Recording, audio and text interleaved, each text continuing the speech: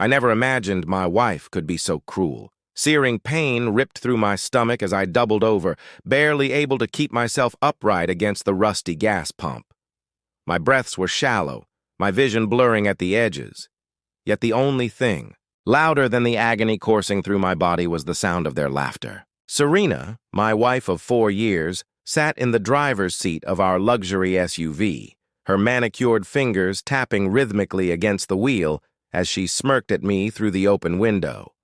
Her mother, Gloria, and her sister, Tessa, sat comfortably in the front and back seats, both looking at me with amusement as if watching some pathetic, predictable sitcom. "Take a nice walk," Serena called out mockingly, her voice light, playful even, like this was all some kind of joke. Then, with a laugh that sent ice-cold betrayal down my spine, she hit the gas. The tires screeched against the pavement, kicking up dust and gravel as they sped off, leaving me behind like discarded luggage. And just like that, they were gone. For a few seconds, I just stood there, too stunned to move. My mind struggled to process what had just happened. 1 minute, I was in the back seat of that car, groaning in discomfort as sharp pangs of nausea and pain churned through my stomach. The next, I was alone. My legs trembled as I forced myself upright, sweat dripping down my forehead despite the dry, blistering heat of the midday sun. My body screamed in protest, every muscle tightening with each shallow breath. I pressed a hand against my lower abdomen, feeling the sharp stabbing sensation intensify. Something was seriously wrong. I reached for my phone, but then I remembered I didn't have it. Serena had insisted on holding on to it for safekeeping when we stopped for gas. I hadn't thought twice about it then, but now I clenched my jaw. This wasn't just cruelty. This was calculated. A heavy wave of nausea rolled over me, and I staggered forward, barely able to focus on anything except the gas station ahead. It was an old place, one of those worn-down pit stops you only see in towns no one cares about. A single building sat attached to the pumps, its faded white paint peeling away, the blue trim chipped and weathered. Its neon open sign flickered weakly. A man stood just outside the entrance, arms crossed as he watched me with a wary gaze. He looked to be in his 60s, stocky, with silver hair and sun-weathered skin. "Hey, son," he called out as I limped toward him. "You okay?" I wasn't, but I forced out, "Just need a minute." The old man narrowed his eyes. "You don't look like you got a minute." A second later, a woman rushed out of the store behind him. She was in her 50s, dressed in a floral print dress, her expression etched with concern. "Oh dear," she gasped, gripping the man's arm. "Carl, look at him! He's burning up!" I tried to wave them off, tried to tell them I was fine, but my voice cracked, the words sticking in my throat. Carl, the gas station owner, took a step forward, his keen eyes flicking toward the highway where my wife had just disappeared. "That woman just left you here?" he asked, his voice quiet but sharp. I gave a weak nod. Carl muttered something under his breath, then jerked his thumb toward the building.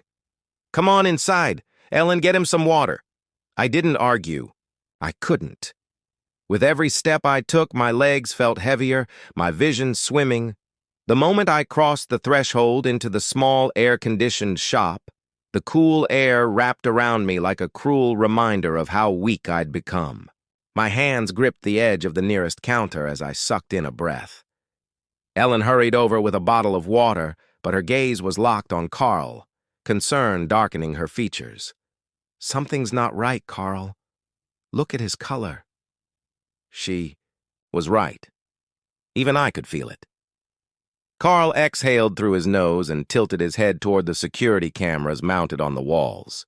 "Got the whole thing on tape," he muttered. "They just drove off like you were nothing."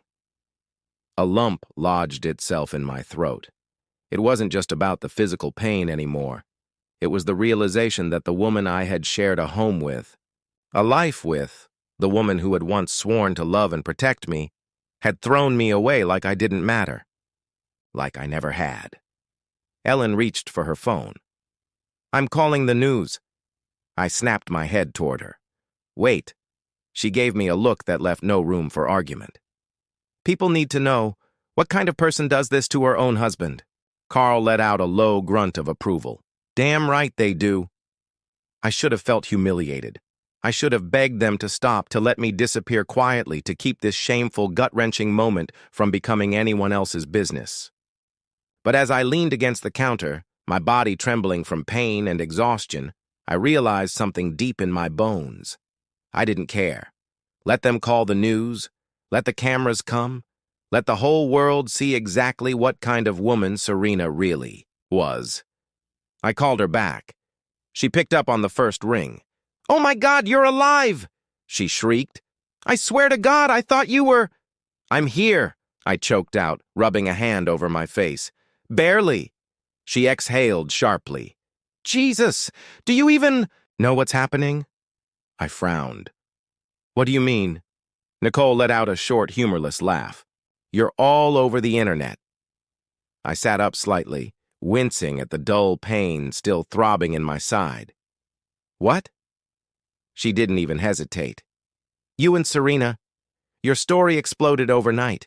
The news station aired the footage and someone posted it on Twitter. Now it's everywhere.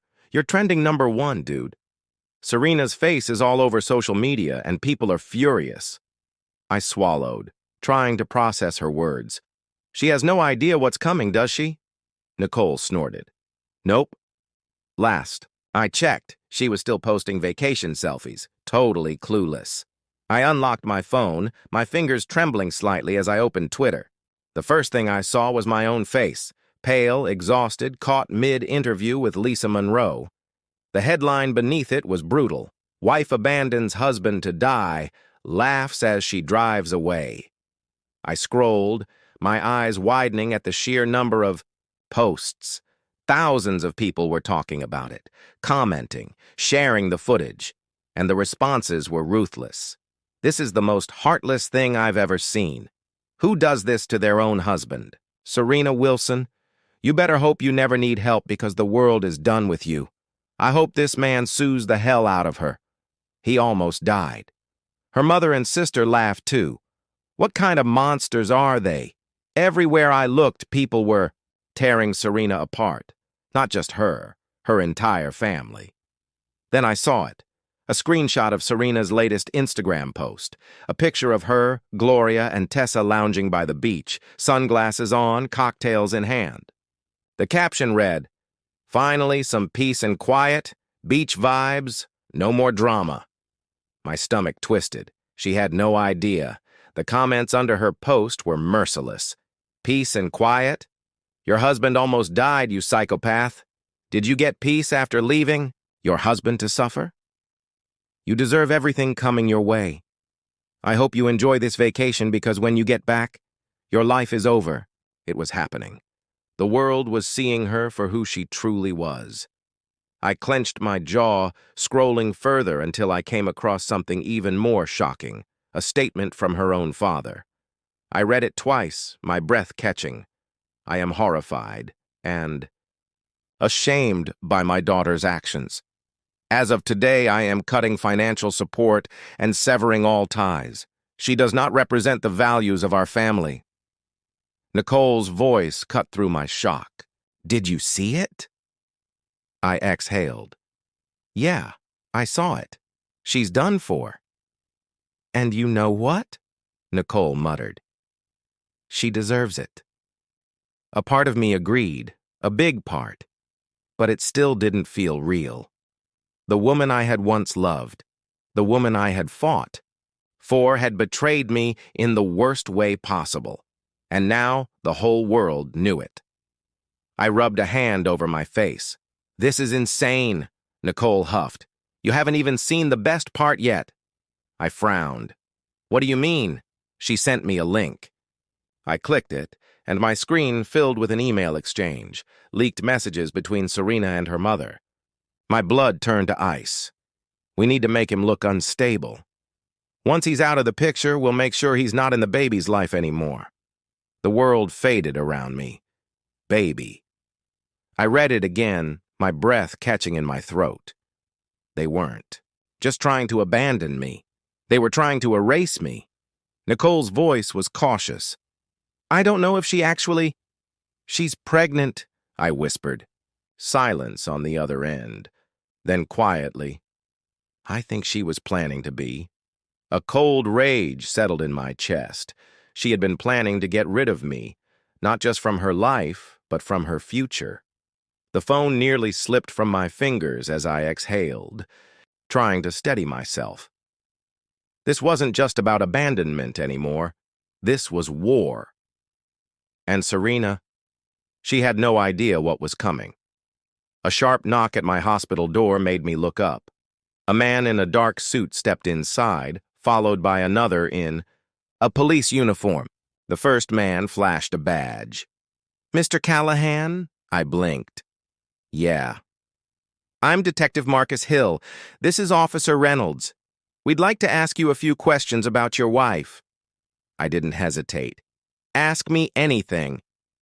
The detective pulled up a chair and set a recorder on the table beside my bed. We've been following your case, and after the recent evidence that's come to light, we're launching an official investigation into Serena Wilson and her family. My breath caught. What kind of investigation? Several things, he said.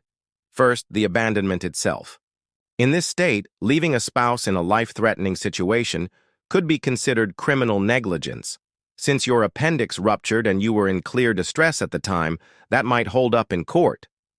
I clenched my jaw. Good.